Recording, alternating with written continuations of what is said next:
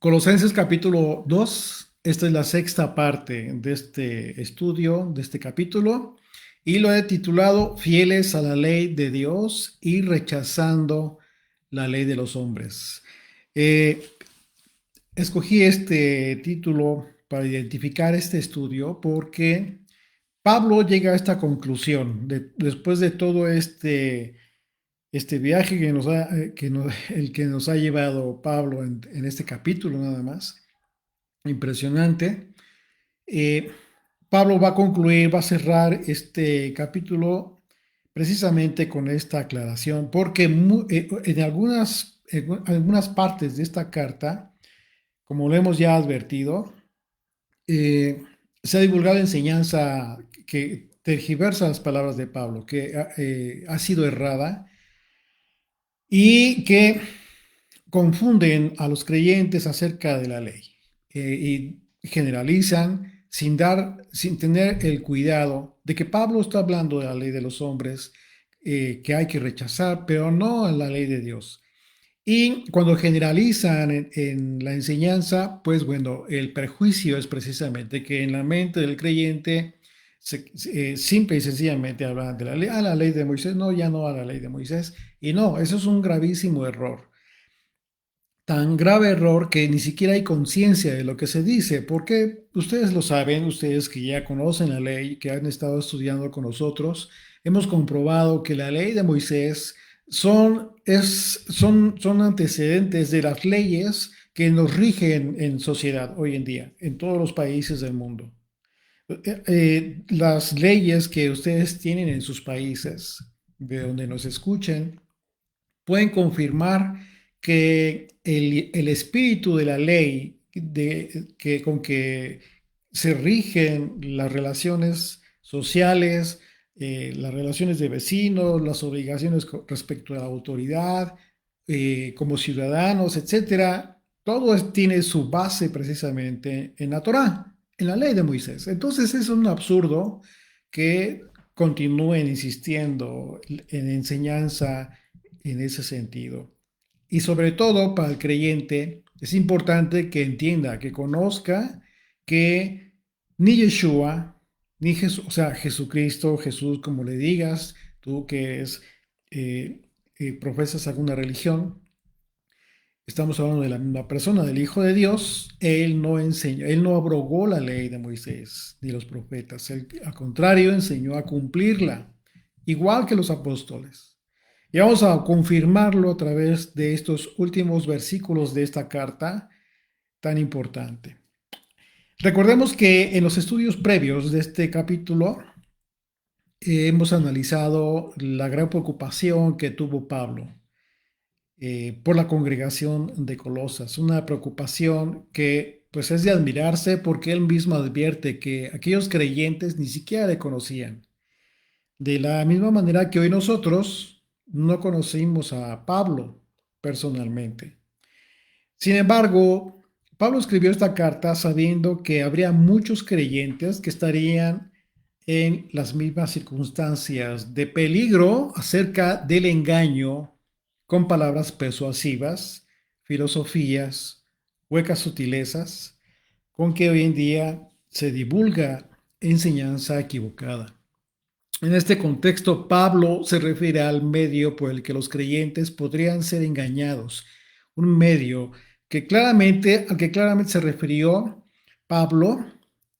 ¿Y cómo lo identificó? Bueno, las tradiciones de los hombres, conforme a los rudimentos del mundo, así lo especifica, lo refiere Pablo. Rudimentos, tradiciones, costumbres que no comulgan con Cristo, literalmente así lo dice, con todo lo que representa al Hijo de Dios. No se identifica todo aquello que se ha creado por parte de los hombres en su ánimo de enseñanza acerca de la Biblia, porque se separan del contexto original de la palabra escrita y comenzaron a implementar filosofías y en base a esas filosofías, dogmas religiosos. Así es de que, ¿qué es lo que tienes tú que tener en tu mente siempre? Algo muy simple, muy sencillo. En el Mesías, en Yeshua, en Cristo, en el Hijo de Dios, habita corporalmente toda la deidad. ¿Qué significa esto? Bueno, también lo analizamos en los estudios previos. Todo lo que a ti como creyente debe interesarte y debe llenar tu perspectiva. Yeshua, el Hijo de Dios. No hay otra cosa, no hay algo que tengas que agregar como complemento para tu salvación. Eso es un error, es una mentira que ha sido divulgada y que ha sido eh, introducida por Satanás. Este concepto acerca de la deidad, de la plenitud de Yeshua, es un concepto que también analizamos a profundidad y que por el que entendemos que no necesitamos absolutamente de otra cosa para tener esta plenitud en él.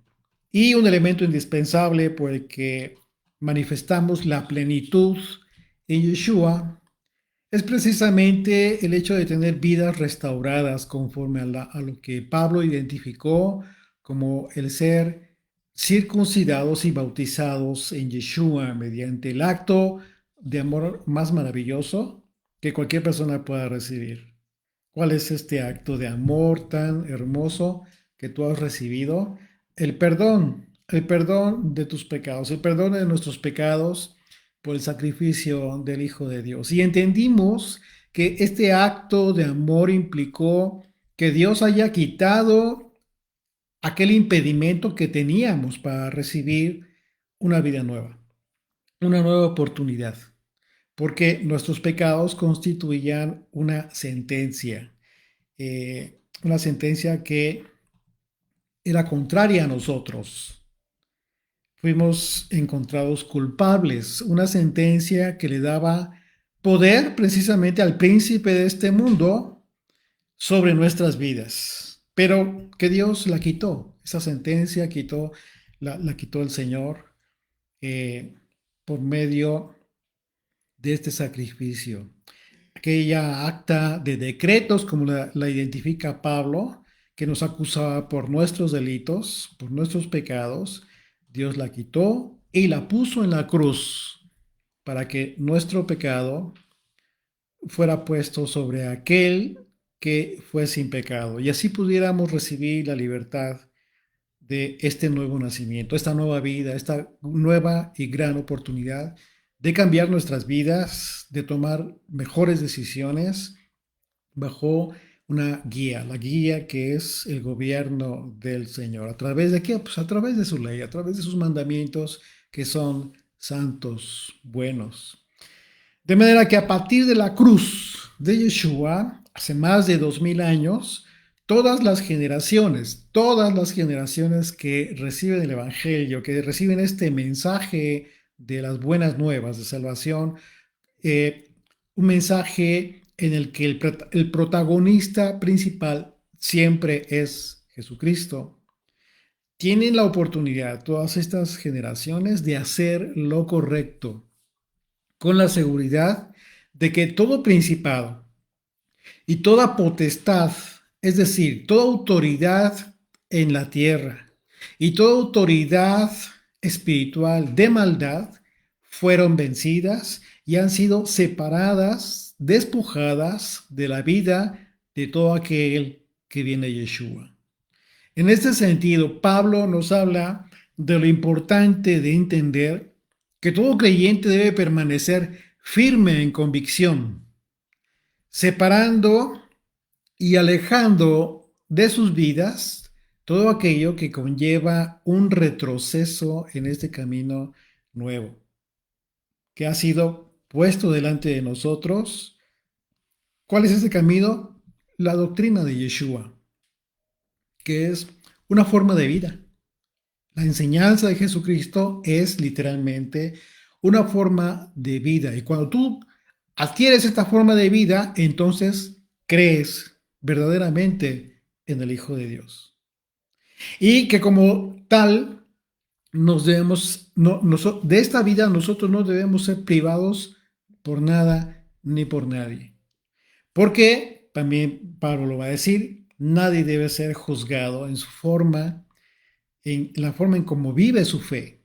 Y precisamente Pablo confirma que la ley de Dios es justo el camino que nos guía a tener vidas agradables al Padre, porque precisamente se va a referir a mandamientos que son agradables al Padre, mandamientos que hemos recibido a través de la ley de Moisés. No hay otra fuente fidedigna, verdadera. No, la ley de Moisés es de donde tú recibes esta guía como un aspecto en tu vida, ¿sí? Eh, y de la cual nadie debe juzgarte, nadie debe juzgarnos, ni los incrédulos, ni otros creyentes. Y esto es muy importante porque muchas veces vemos que unos creyentes juzgan y se critican a otros acerca de cómo viven su fe. Que si las fiestas, que si el día, que si no es el día. O sea, no debemos hacer eso. Lo que sí debes de preocupar, de lo que sí debes preocuparte es que lo que hagas debes hacerlo por convicción, pero una convicción que nace de tu corazón de servir al Señor, de agradar al Señor. Pero cuando esta convicción no es sincera, no es verdadera, sino que lo que has buscado, lo que buscas es agradarle a los hombres, a tu líder, a tu pastor, a aquel que te enseña, entonces estás haciendo mal. ¿Por qué? Porque no hay convicción en ti. ¿Y qué es lo que hace que nazca la convicción en las personas? El estudio de las escrituras, la meditación, la oración en el Señor, meditar en las escrituras. ¿Por qué? Porque es el Espíritu de Dios el que te da la convicción de lo que haces. Y sin temor a lo que digan alguien más, convencido de lo que tú has estudiado y no lo que otros dicen, entonces, o sea, es importante lo que otros dicen, obviamente, pero debe hacer convicción en ti también conforme a las escrituras.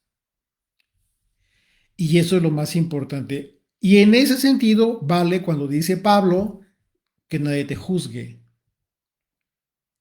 El contexto de lo que a continuación nos va a exponer Pablo en esos últimos pasajes de este capítulo es el estado de, en ocasiones, de intimidación que las ovejas del rebaño del Señor estaban teniendo en aquel entonces allá en Colosas y hoy en día también.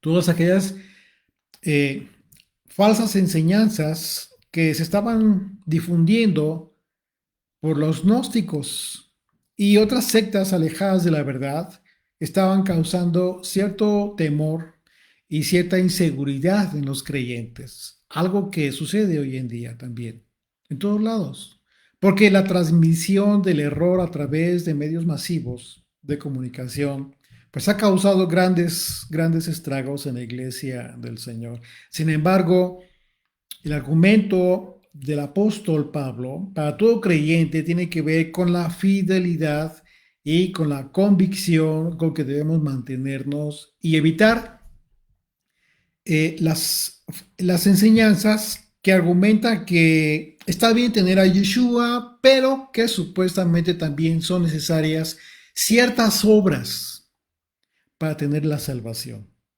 Y ahí está el error. Es justo lo que hizo la serpiente con Eva.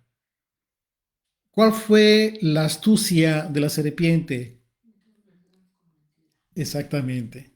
Decirle a Eva una parte de verdad con una parte de mentira. Y Eva cayó en el error. Así es de que, y es lo mismo que se difunde hoy en día, es lo mismo que es el mismo vínculo que utiliza el engaño a través de mucha enseñanza de hoy en día, en que donde te dicen, sí, está bien tener a Yeshua, pero también es necesario tener ciertas obras para tener la salvación. Ahí está el engaño de Satanás. ¿Por qué?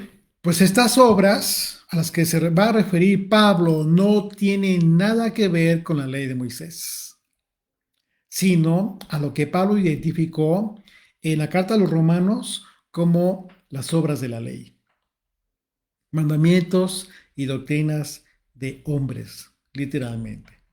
Así es de que acompáñame en tu Biblia ahí al versículo 16 de este capítulo 2 de Colosenses. Vamos a continuar con este estudio y vamos a concluir el día de hoy, si el Señor lo permite, con este capítulo. Dice, por tanto, nadie os juzgue en comida o en bebida o en cuanto a días de fiesta, luna nueva o días de reposo. Bueno, si observamos con cuidado, Pablo literalmente está citando, ¿qué está citando? Mandamientos de la ley de Moisés. Y ahí es aquí donde nosotros tenemos que aprender a compartir este mensaje a todo aquel que todavía trae cierta confusión. Pablo está hablando de la ley de Moisés, por ejemplo, en el tema de la comida o de la bebida. Sabemos que Levítico capítulo 11, Dios estableció lo que es alimento para el hombre y lo que no constituye alimento para el hombre. También habla de los días de fiesta. ¿Cuál es día de fiesta? ¿Tu cumpleaños?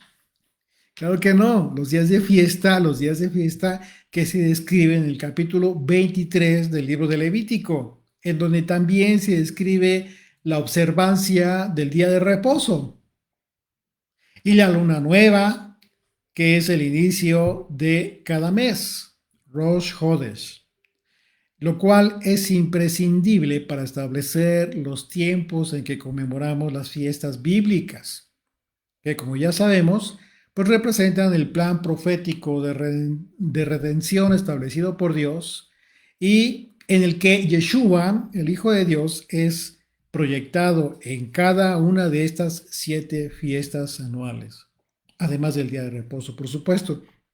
Ahora bien, Pablo advierte que nadie tiene que juzgarnos por observar todo esto, incluso en la forma en la que lo hacemos, si en ello nuestra convicción es sincera en querer agradar a Dios y no a los hombres.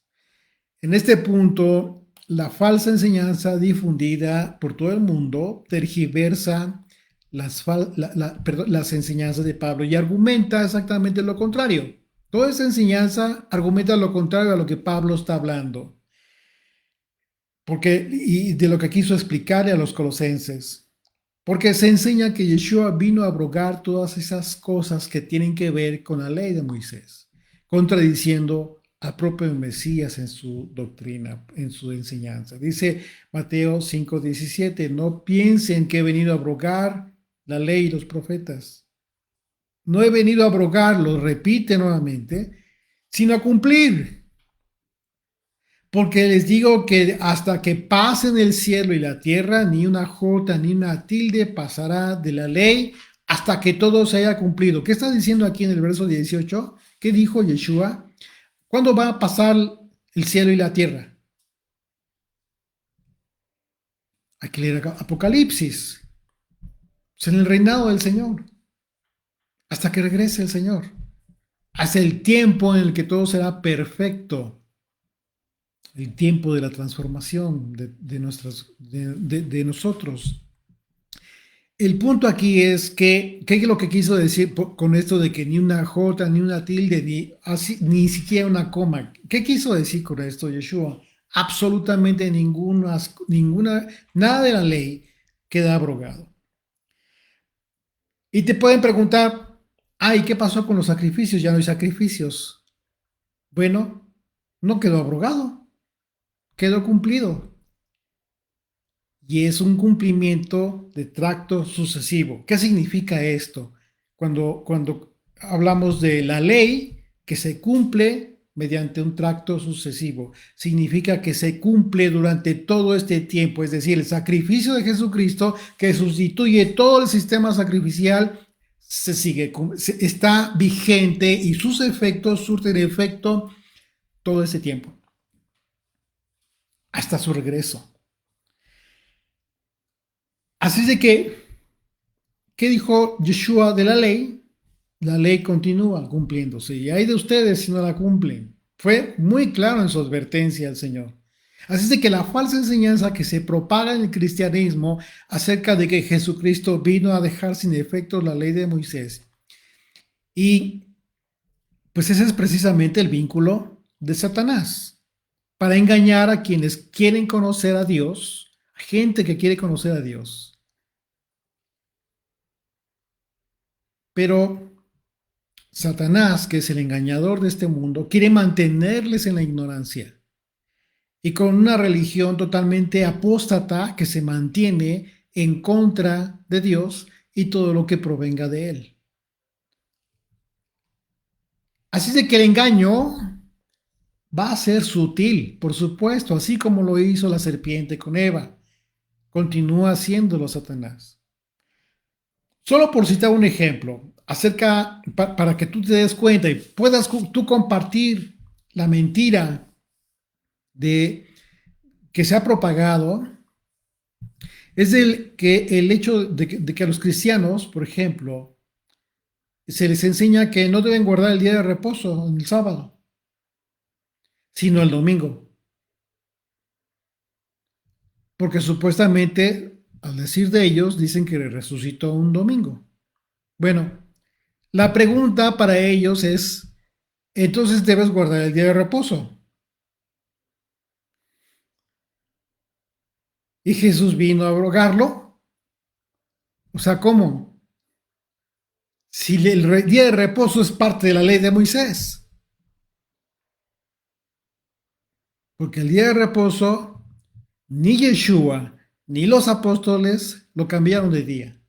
Tú puedes leer el libro de los Hechos, cómo es que los apóstoles guardaban el día de reposo en el séptimo día, no en el primer día de la semana, es decir, el sábado.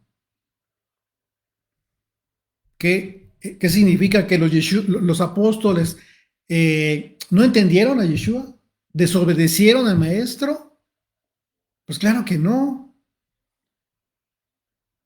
Bueno, es una mentira que se divulgó después.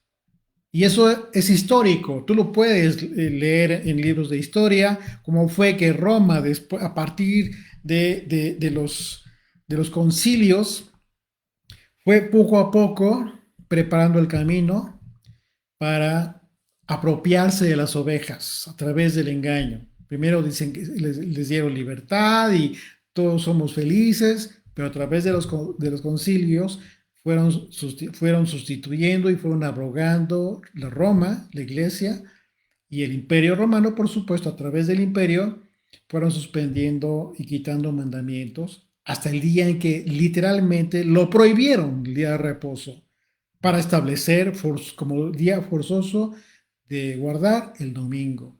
¿Qué tiene que ver eso con Yeshua y los apóstoles, con la ley de Moisés, con los profetas? ¿Qué tiene que ver con Dios eso? Nada, absolutamente nada, sino con los hombres.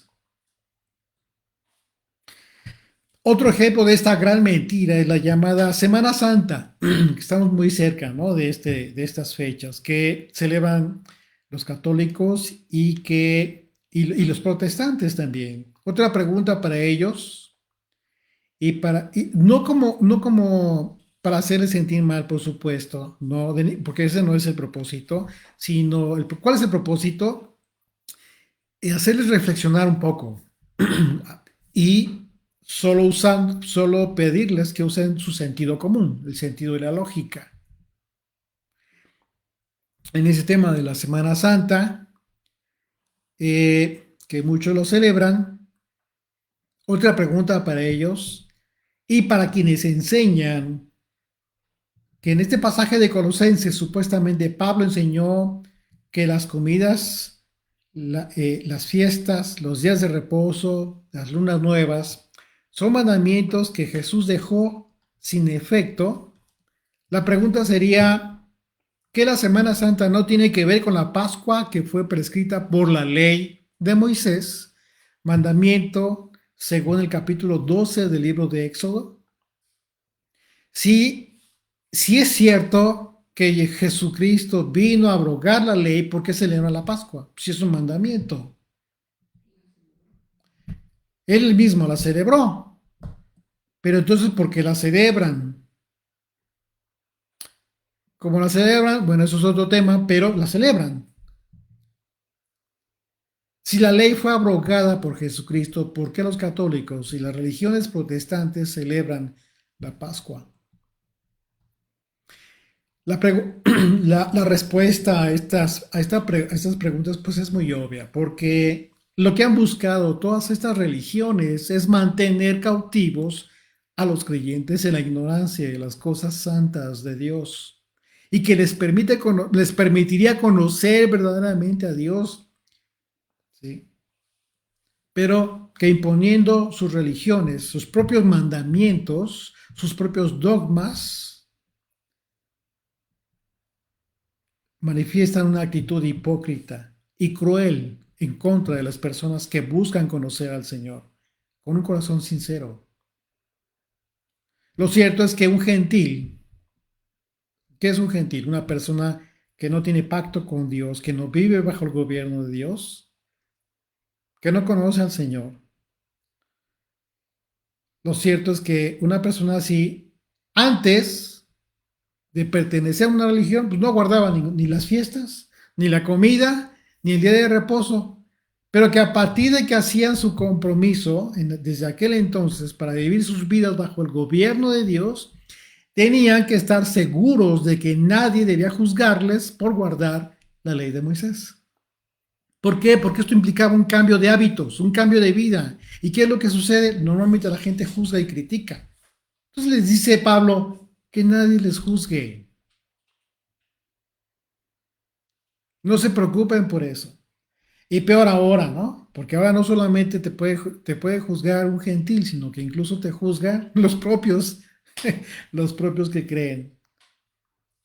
Y precisamente Pablo confirma la necesidad de cumplir los mandamientos de la ley de Moisés como una actitud que nos prepara para lo que vendrá en el día del Señor. Fíjate qué importante es esto.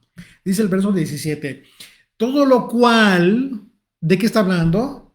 De los días de fiesta, de comidas, de bebidas, de lunas nuevas, días de reposo, todo lo cual es sombra de lo que ha de venir, pero el cuerpo es del Mesías.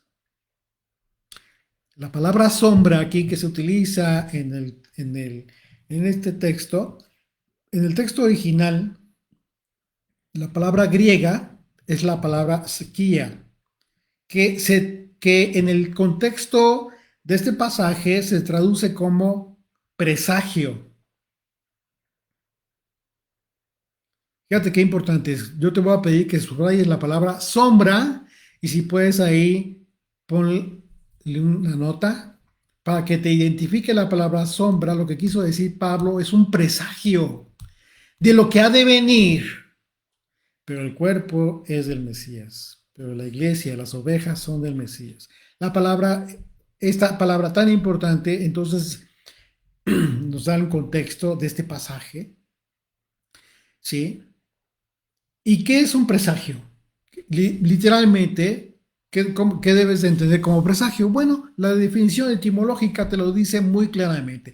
Un presagio es una señal que indica, una señal que previene y una señal que anuncia un suceso. Fíjate nada más qué importante es esto, porque Pablo está hablando de aspectos importantísimos que rigen la vida de un creyente, el día de reposo, las fiestas, la alimentación, etcétera. Todo eso es sombra de lo que ha de venir, es un presagio de lo que ha de venir. Así es de que si Pablo se refirió a la comida prevista en la ley de Moisés, a las fiestas previstas en la ley de Moisés, a los días de reposo previstos en la ley de Moisés, Pablo dijo claramente y sin lugar a dudas que todo esto es señal que nos previene y nos anuncia un suceso de singular importancia.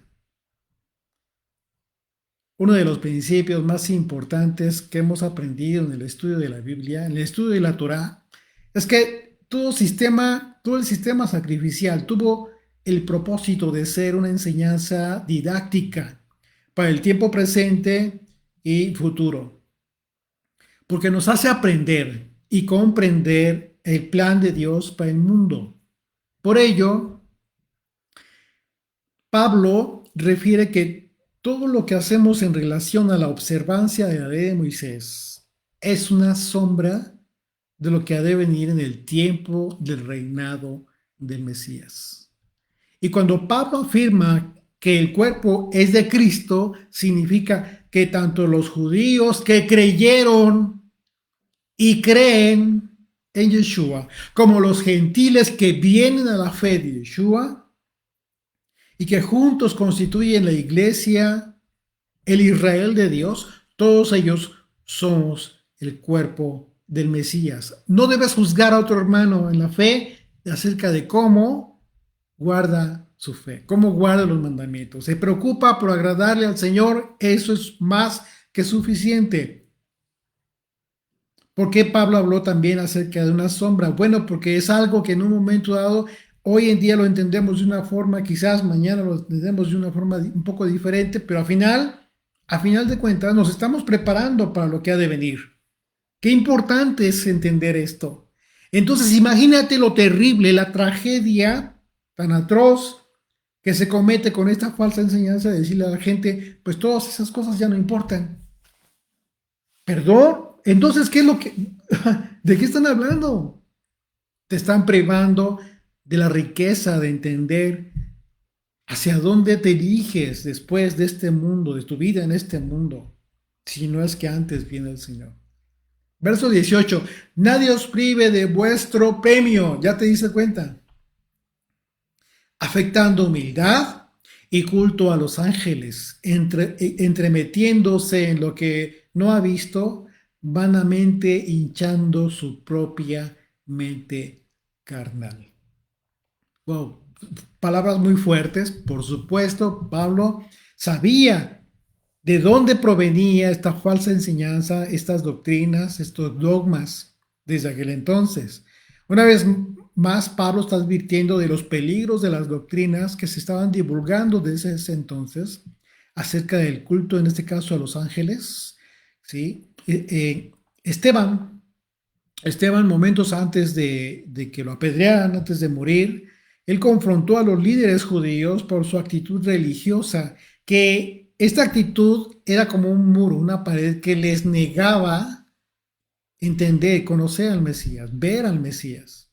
Y justo citó el pecado del becerro de oro en relación a lo dicho por el profeta Amós respecto al culto a los ejércitos del cielo, y se los echó en cara en ese momento, por eso lo mataron. Fíjate, Hechos capítulo 7, acompáñame en tu Biblia, vamos a recordar esto juntos, a partir del verso 40, dice, cuando dijeron a Aarón, haznos dioses que vayan delante de nosotros, porque a este Moisés que nos sacó de la tierra de Egipto, no sabemos qué le haya acontecido. Entonces hicieron un becerro y ofrecieron sacrificio al ídolo. Y en las obras de sus manos se regocijaron. Y Dios se apartó. Fíjate lo que les está diciendo Esteban. Dice, y los entregó a que rindiesen culto al ejército del cielo, como está escrito en el libro de los profetas. ¿Acaso me ofrecisteis víctimas y sacrificios en el desierto por 40 años?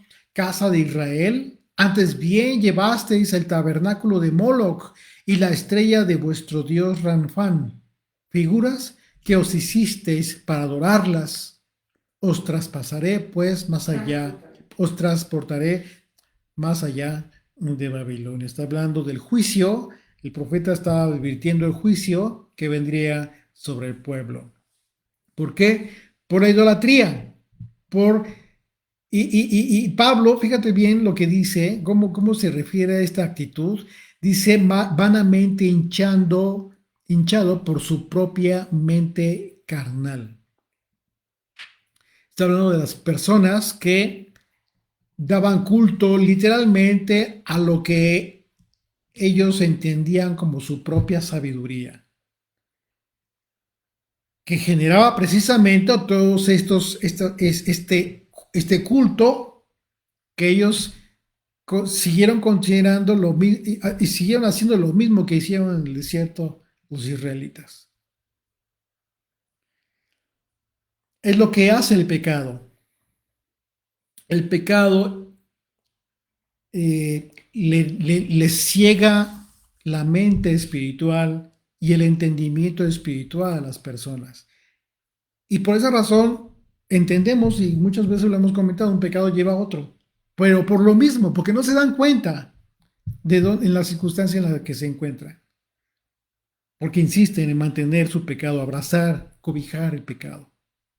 Y eso les va a llevar en un momento dado a que finalmente el Señor les ponga un velo para que continúen sobre ese error que les lleva a la perdición.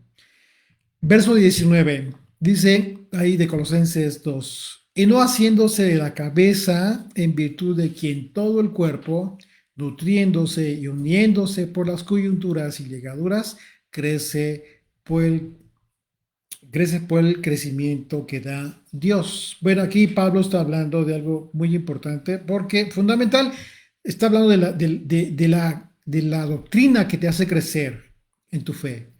En este pasaje Pablo prepara al creyente para lo que viene a ser un golpe contundente contra los llamados rudimentos del mundo, y que va a identificar claramente con los mandamientos creados por los hombres. El crecimiento del cuerpo solo puede provenir de los nutrientes, que en este caso es la doctrina de Dios. Al hablar de las coyunturas y ligamentos, Pablo se refiere a una analogía de lo que es la iglesia del Mesías, porque es necesario que una vez que alguien forma parte de este cuerpo, de la iglesia, pues sea alimentado, que sea nutrido mediante la rica savia que fortalece al cuerpo. En otro pasaje, en la carta a los Romanos, Pablo habla de este tema y lo expone de esta manera. Dice: pues si alguna de las ramas fueron desgajadas, refiriéndose al pueblo judío, y tú, siendo olivo silvestre, has sido injertado en lugar de ellas y has sido hecho partícipe de la raíz y de la rica savia del olivo. ¿Quién es el olivo? Yeshua, por supuesto, de donde proviene toda esta riqueza, todos estos nutrientes, como lo Pablo está refiriendo en la carta a los Colosenses acerca de lo que nutre, lo que hace crecer al cuerpo del Mesías. Y dice el verso 20: pues si habéis muerto con el Mesías en cuanto a los rudimentos del mundo, pregunta, ¿por qué, como si vivieseis en el mundo, os sometéis a preceptos, tales como no manejes, no gustes, ni aun toques? Y fíjate lo que dice el verso 22 a propósito, dice entre paréntesis, en conformidad a mandamientos y doctrinas de hombres. Ya te diste cuenta que en todo este pasaje, en todo este capítulo, Pablo está refiriéndose y está rechazando a los mandamientos de los hombres. En ningún momento Pablo se refirió ni siquiera cerca, a rechazar la ley de Dios. Dice cosas que, que todas se destruyen con el uso. Aquí Pablo es contundente respecto a que representan los rudimentos del mundo, y que es todo lo contrario a lo que en este mismo capítulo identificó como sobre de lo que ha de venir, en referencia a los mandamientos de Moisés, porque claramente el texto se refiere a mandamientos y doctrinas de hombres. Sin embargo, la ley de Moisés no son mandamientos de hombres. ¿Cómo puedes tú entender esto y confirmarlo? A través de la propia escritura, no porque alguien te lo diga. Acompáñame en tu Biblia a Éxodo capítulo 24. Vamos a leer a partir del verso 9. Dice: y subieron Moisés, estamos hablando del tiempo en que Israel estuvo en el Sinaí. Y sube Moisés al Sinaí, dice Moisés y Aarón, Nadab y Abiú y 70 de los ancianos de Israel, y vieron al Dios de Israel. Y había debajo de sus pies como un embaldosado de zafiro, semejante al cielo como está cuando está sereno. Mas no extendió su mano sobre los príncipes de los hijos de Israel y vieron a Dios y comieron y bebieron. Entonces el Señor dijo a Moisés, sube a mí al monte y espera allá. Y te daré tablas de piedra y la ley. Subraya esto, por favor, en el versículo 12 de tu Biblia. ¿Qué es lo que está diciéndole Dios a Moisés? Te voy a dar las tablas de piedra y te voy a dar la ley. Mandamientos que he escrito para enseñarles. ¿Puedes tú identificar esto como, como la ley de los hombres? Pues claro que no. Es la ley de Dios, escrita por el dedo de Dios, que le fue entregada a Moisés. Dice, y se levantó Moisés con Josué, su servidor, y Moisés subió al monte de Dios. Verso 14, verso 14 dice, y dijo a los ancianos, espérenos aquí hasta que volvamos a vosotros. Y aquí Aarón y Hur estaban con vosotros. El que tuviere asuntos, acuda a ellos. Entonces Moisés subió al monte y una nube cubrió el monte. Y la gloria de Dios reposó sobre el monte Sinaí y la nube lo cubrió por 6 días. Y el séptimo día llamó a Moisés en el medio de la nube. Dice el verso 17, y la apariencia de la gloria del Señor era como de un fuego abrasador en la cumbre del monte, a los ojos de los hijos de Israel. Verso 18, y entró Moisés en medio de la nube y subió al monte. Y fíjate bien lo que dice aquí. Y estuvo Moisés en el monte 40 días y 40 noches. ¿Acaso no es claro lo que sucedió durante estos 40 días y 40 noches?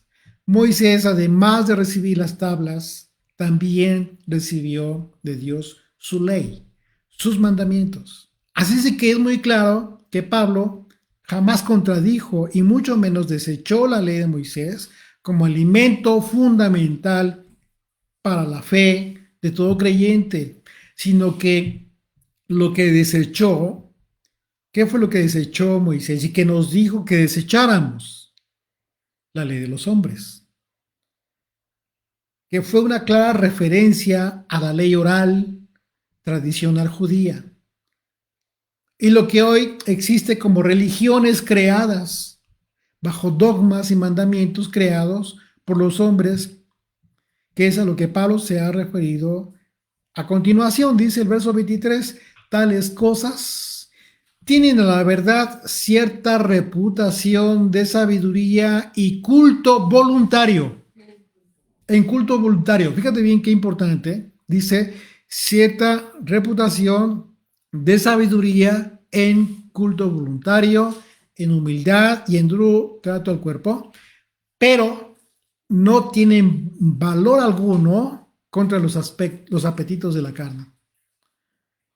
¿Qué significa esto? ¿Por qué refirió el tema de los apetitos de la carne? Pues porque la ley de Dios es espiritual y la ley de los hombres es carnal, hecha en base a la sabiduría del hombre. Y si la ley de Dios es espiritual, es sobrenatural lo que hace en la vida de los hombres.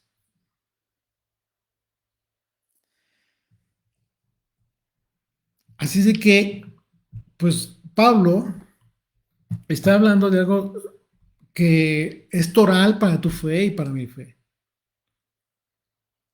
¿Cuál sería el sentido? Yo te pregunto, ¿cuál sería el sentido de guardar la ley oral tradicional del pueblo judío si en realidad no le ayuda al hombre a eliminar todo lo que carnalmente al hombre le ha llevado a la idolatría de su propia sabiduría? Pues no. Por esa razón mucha gente hoy en día de repente se fue con el engaño de las raíces hebreas, que de raíces hebreas originales no tiene nada, porque es puro judaísmo. Pues, ¿qué fue lo que sucedió? Bueno, le han enseñado a la gente a cultivar y a honrar su propia sabiduría. ¿En base a qué? En base a la sabiduría de los sabios de Israel, llamados sabios rabinos de Israel. Señores, nadie tiene por qué negar la sabiduría del pueblo judío, sabiduría que les ha permitido tener Dios, pero es una sabiduría de hombres. Y el hecho de que entendamos esta diferencia no significa que despreciemos al pueblo. Por supuesto que no. Ellos tendrán su trato personal con el Señor. Nosotros no los vamos a juzgar, pero debemos ser muy claros acerca de lo que le ha hecho tanto daño a las personas. Que es justo tu propósito como creyente en el Señor. Una vez que entiendes este gran peligro, este gran problema, tienes la obligación, en la oportunidad que tengas, también de compartir lo que ya entendiste. Hoy en día muchos creyentes caen en el error de confundir este aspecto en el que Pablo hace una radical diferencia entre la ley de Moisés y la ley de los hombres. Y en esta ocasión Pablo abona en uno de los aspectos en que las personas ponen más atención de lo que deberían, y es el tema precisamente de la sabiduría de los hombres, lo cual no se debe negar por cuanto que al pueblo judío Dios le ha permitido adquirir una sabiduría que le ha permitido salir adelante a pesar de tantas adversidades. Sin embargo, solo es eso, sabiduría de hombres y no de Dios, algo que Pablo en diversas ocasiones expuso con una radical diferencia y separación, que nada tiene que ver.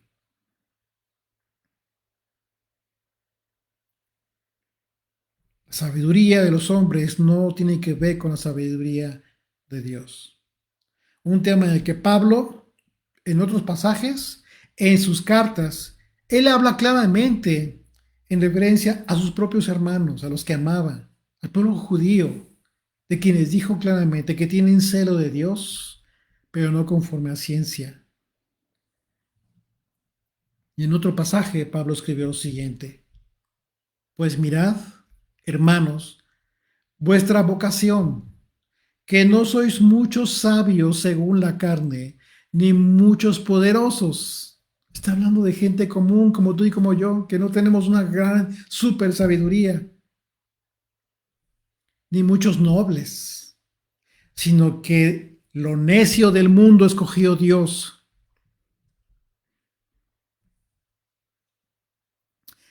para avergonzar a los sabios, y lo débil del mundo escogió Dios para avergonzar a lo fuerte, y lo vil del mundo y lo menospreciado escogió Dios,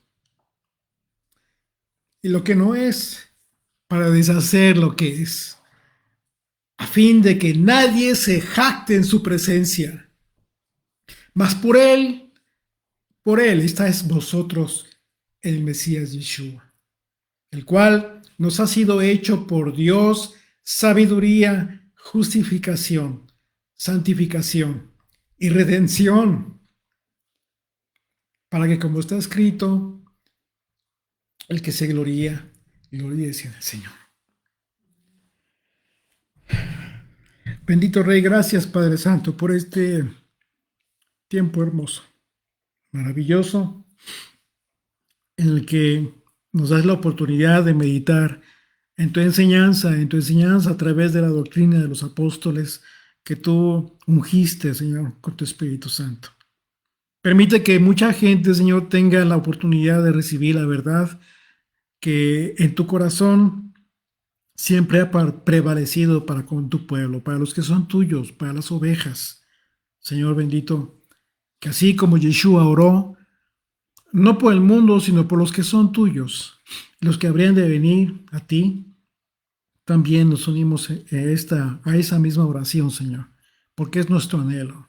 El anhelo de nuestro corazón es difundir lo maravilloso, lo poderoso, lo sabio que eres, y que en todos esos atributos has tenido misericordia de todos nosotros.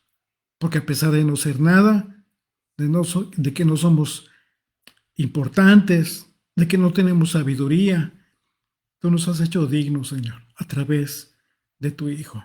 Maravilloso. En su nombre oramos, Señor, y te damos gracias por todo. Amén.